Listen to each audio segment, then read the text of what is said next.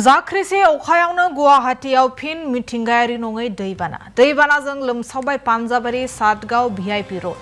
नुनमाथिखौ लाफाना गोबां जायगायावनो दैबाना जादों। मेघालयनिफ्राय बोहैबोनाय दैनि थाखाय जालाखार थासारि। मेघालयनिफ्राय बोहैबोनाय दैबानाजों सैनांदों गोबां ओनसोला।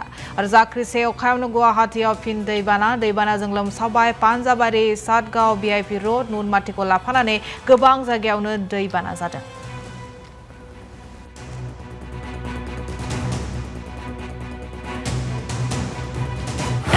বৰষুণতে কৃত্ৰিম বানপানীৰ সৃষ্টি হোৱা আমি দেখিবলৈ পাইছোঁ।